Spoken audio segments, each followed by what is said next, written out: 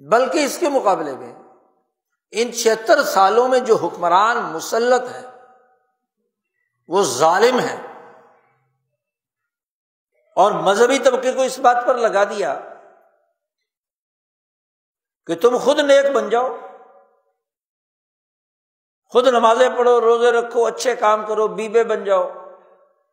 حکمران ظالم ہے تو کیا ہوا؟ یہ تو اللہ نے مقرر کیے ہیں تم پر، اللہ ظالموں کو مقرر کرتا ہے، اللہ تعالیٰ فساد کو پسند کرتا ہے، یہ تو اللہ پر الزام لگاتے ہو تم۔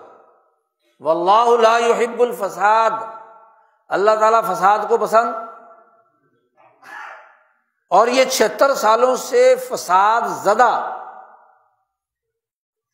کرپٹ، انسانیت دشمن مافیا تم پر مسلط ہے، یہ اللہ نے مسلط کیا ہے۔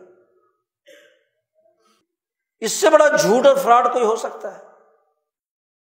اور پھر تمام مذہبی جماعتیں، تمام سیاسی پارٹیاں خود ظلم میں شریک ہیں، ظلم کرتی ہیں، ان کا ہاتھ پکڑنے والا کوئی نہیں ہے۔ ریاستوں کی تباہی اور بربادی تبھی ہوتی ہے کہ جب ظالم کا ہاتھ پکڑنے والا کوئی نہ ہو۔ اس حدیث سے معلوم ہو، آیات سے معلوم ہو، ہر دفعہ میں ایک نیا فراڈ سامنے آتا ہے۔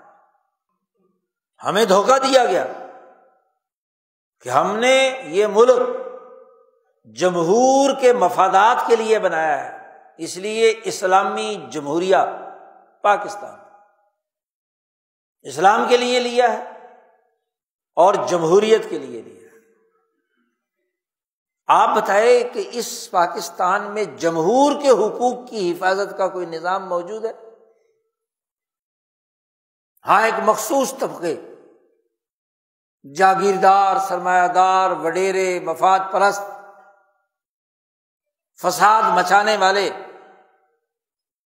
عالمی سامراج کے مفادات کی نگہبانی کرنے والے فسادی لوگ ہم پر مسلط، انہی کے حقوق ہیں۔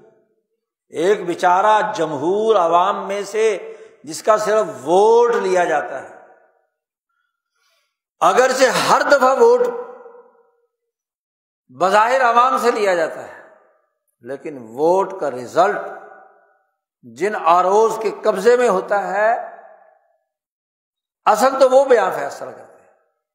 اس بیچارے جمہور کو تو یہ پتہ ہی نہیں کہ اس کا ووٹ گیا کہاں، ڈالا کس صندوقڑی میں ہے، گیا کہیں اور۔ یہ ظلم نہیں ہے؟ عوام کسی کو ووٹ دیں، نمائندہ بنائیں، اور مولوی حضرات کہیں کہ ووٹ دینا شرعی حق ہے، شہادت ہے، شہادت دی ہے مثلاً ایک کے حق میں، اس کی وہ شہادت اٹھا کر ایک افسر، ایک سسٹم وہ شہادت اٹھا کر اس کے لیے دے دے جس کو لیے اس نے شہادت نہیں دی۔ اس سے بڑا ظلم ہو سکتا ہے؟